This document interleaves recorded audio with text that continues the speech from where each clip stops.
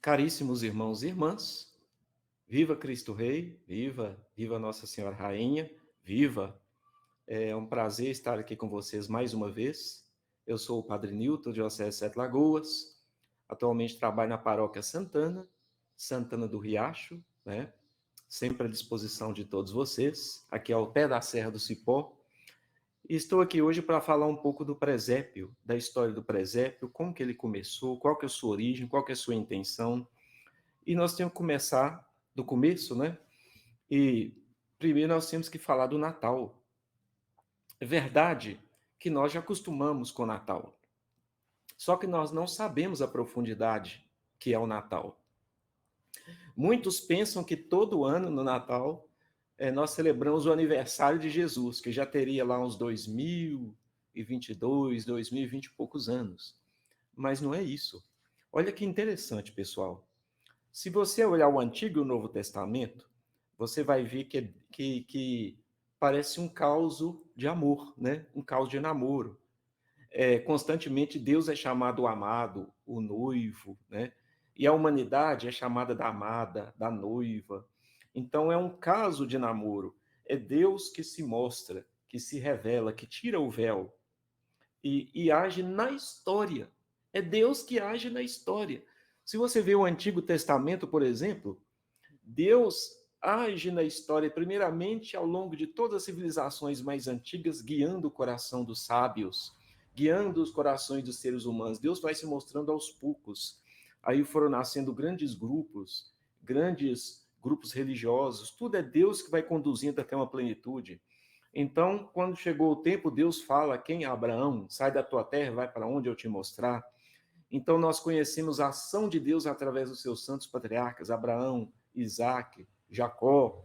Aí nós temos personagens do povo de Israel, como, né, vai lá no princípio, né, Abel, Enoque, Matusalém, Noé, Melquisedeque, Jó, Balaão. Então, Deus que vai moldando, conduzindo, chamando as pessoas. Depois, se você avança mais um pouco, os profetas, né? Isaías, Jeremias, Oséias, Amós. Então, é Deus que fala através dos seus profetas, falando ao seu povo eleito. Então, é uma contínua revelação. Deus se mostra, mas ele age na história para libertar as pessoas, para conduzir na verdade, para chamar-se a um caso amoroso. Deus quer todos com ele, mas ele chama, ele convida. Então, finalmente, chegou o tempo em que nasceu uma menina, uma virgem, uma donzela. Nós conhecemos a história que recebeu a visita de um anjo, né? E o anjo disse: Ave, cheia de graça, o Senhor é contigo. E ela disse sim. Foi escolhida para ser mãe do Salvador. Então, no momento em que essa mulher, a Maria, disse sim, o Verbo se fez carne e habitou entre nós. E aquele que foi concebido no ventre de Maria, ele é todo homem, todo Deus. Foi concebido pelo poder do Espírito Santo. Esse Jesus que nós celebramos no Natal não é filho natural e biológico de José. José é o pai putativo, o pai pela lei, que cuida, mas não é um pai biológico. Se você olhar a genealogia de Mateus, você vai ver lá José, esposo de Maria, da qual nasceu Jesus. Não foi José que gera. E isso é belo. Então, quando nós celebramos a encarnação, é algo muito grande. É muito grande, escandaloso. Até hoje nós temos problema. Ao olhar para aquele menino que está na manjedoura, ele é todo Deus e todo homem. Como homem, nós o seguimos, nós o veneramos, ele é nosso irmão. Mas como Deus, nós o adoramos, nós o servimos, né? Nós somos seus fiéis. E olha que interessante. Eu comecei falando que o Natal não é aniversário de Jesus. Por quê? Você sabe que quando nós celebramos a liturgia, nós estamos celebrando essa obra salvífica de Deus, realizada ao longo de toda a história, especialmente nos patriarcas, no povo, nos profetas, mas cuja plenitude da revelação e da obra salvífica é Jesus, correto? Então, essas obras de Deus salvíficas ao longo da história, nós tornamos presentes através da Santa Liturgia. Por exemplo, quando se celebra a Eucaristia, nós não estamos celebrando o aniversário de Jesus, nós tornamos presente na nossa vida aqueles eventos fundantes. Nascimento, né? Encarnação, vida, paixão, morte, ressurreição e a vinda do Espírito Santo. Todas as vezes que nós celebramos a missa e a Eucaristia, nós tornamos presente. E especialmente quando a igreja celebra o Natal, a festa do Natal, na liturgia, nós estamos celebrando um momento do nascimento dele, pessoal. Não é mais um ano de vida dele, é o momento do nascimento. A força da liturgia, do sacramento, o poder do Espírito Santo atualiza, torna presente para nós a mesma força, a mesma graça daqueles eventos salvíficos que aconteceram. Quando você celebrar no dia 25 de dezembro, da noite de 24 para 25, Natal, você vai estar presente espiritualmente na força da graça, na gruta, com os pastores, né, com a Sagrada Família, com os reis, você vai estar ali presente, entende? Então, na liturgia, na celebração, na vida litúrgica da igreja, não é todo ano o aniversário de Jesus. Nós recebemos a mesma graça, a mesma força daquele dia. Isso que é o Natal. O Natal é a encarnação. É a segunda pessoa da Santíssima Trindade, chamada sabedoria, logos antes da encarnação, né? A palavra de Deus, o verbo de Deus. Quando Maria disse o sim, ele se encarnou. Essa segunda pessoa, que era então só um espírito junto ao Pai ou Espírito Santo na plenitude dos tempos, quando Maria disse o sim, ele se uniu a um corpo e uma alma. Então Jesus é corpo, alma e divindade. Ele é filho de Maria, filho de Deus e filho de Maria, concebido pelo poder do Espírito Santo. Não é filho biológico de José, mas é filho biológico de Maria. Esse é o mistério do Natal que nós celebramos. Então, e agora nós podemos perguntar assim: e por que presépio? Olha, por que o presépio? O presépio é um dos ornamentos, vamos dizer, dos enfeites de Natal mais tradicionais que nós temos. Para representar o quê? Essa cena do nascimento. Olha que interessante. O presépio. O que quer dizer presépio, gente? A palavra presépio quer dizer estábulo ou uma gruta. Né? Naquele tempo, eles guardavam os animais em grutas, em estábulos. Né? Alguns desses estábulos ficavam debaixo das casas, porque era uma região que tinha frio nessa época de dezembro. Então, as pessoas moravam em cima e tinha as grutas embaixo, onde ficavam os animais. A gente não sabe ao certo se foi uma gruta natural, se foi um estábulo, mas de qualquer forma é onde alguns pastores guardavam os animais. E foi num desses lugares que começou a história. Então, o nosso presépio, ele narra aquela cena do nascimento, né, do momento do nascimento, do Natal. Quem foi que começou o primeiro presépio? Olha, isso é muito interessante. Por quê? Primeiro, olha só, pessoal, nós vamos dizer assim, São Francisco de Assis que fez o primeiro presépio. Mas antes de falar dele, nós podemos voltar às origens do cristianismo. Sabe, no princípio, os cristãos, eles celebravam nas catacumbas, eram perseguidos pelo Império Romano, pelos imperadores romanos. As catacumbas é onde ficava o corpo dos mártires, dos santos. Eles celebravam a Eucaristia ali, perto ou sobre o túmulo dos mártires, dos santos. Por isso que até hoje os nossos altares trazem relíquias dos santos, né? E você já deve ter ouvido falar que encontram-se pinturas em muitas dessas catacumbas. Por exemplo, tem uma catacumba, a catacumba de Priscila, em Roma, que você vai ver que uma delas mostra Nossa Senhora, que tem uma auréola, né? Um menino no braço, que é o menino Jesus, e perto dela um dos profetas, que muitos estudiosos pensam que essa pintura traz Isaías.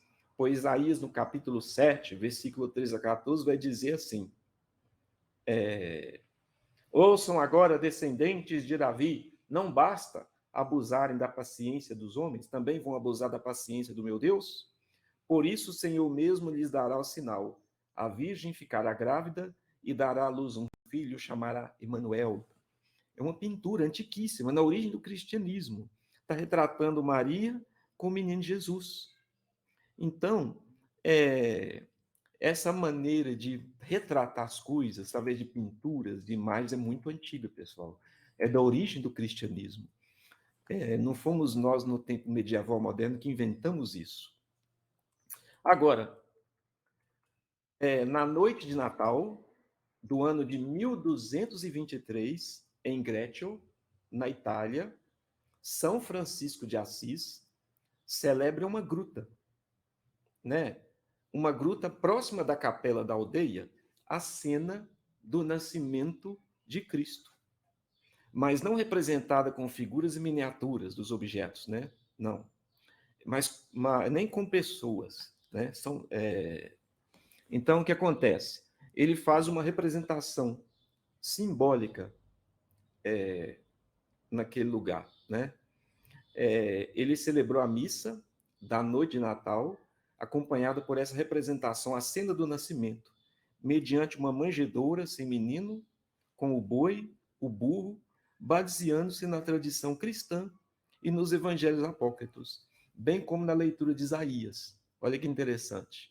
Você vai encontrar isso em Isaías capítulo 1, versículo 3. Presta atenção. O boi reconhece o seu dono. O jumento conhece a manjedoura do seu proprietário.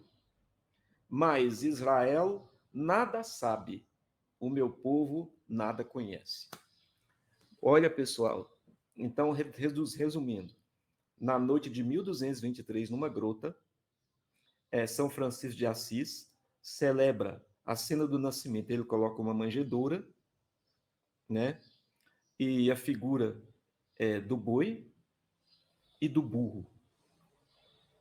É uma representação, né? Além de buscar coisas da tradição, vocês perguntaram o que o boi e o burro estão fazendo no presépio? Leia Isaías, capítulo 1, versículo 3. O boi reconhece o seu dono, o jumento conhece a manjedoura do seu proprietário, mas Israel nada sabe e meu povo nada compreende. Estes animais já aparecem no presépio do século IV, descoberto nas catacumbas da Basílica de São Sebastião, em Roma. No ano de 1877, descobriram nessas catacumbas do século IV, de São Sebastião, em Roma, pinturas de Maria, José, o menino na manjedoura e o burro e o boi, exatamente por causa do profeta Isaías. E depois da missa, São Francisco entoou o evangelho, fez um sermão sobre o nascimento de Jesus, em circunstâncias tão humildes quanto aqueles que viviam naquele momento. Era uma noite fria de inverno, no interior de uma gruta, resguardado, no lugar onde comiam os animais que, próximos do menino, o aqueciam com seu bafo. Olha o que São Francisco diz, né? Depois desta primeira ocasião, que o presépio passou a ser considerado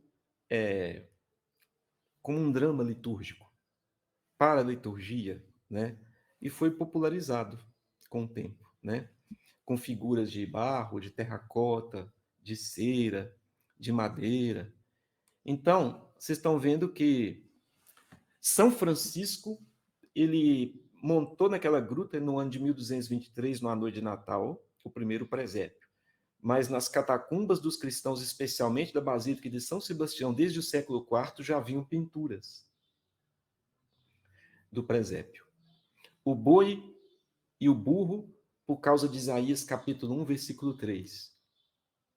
A tradição que São Francisco conta, que vinha antes dele, é porque eles ficaram próximos do menino, que com seu hálito eles aqueciam o menino.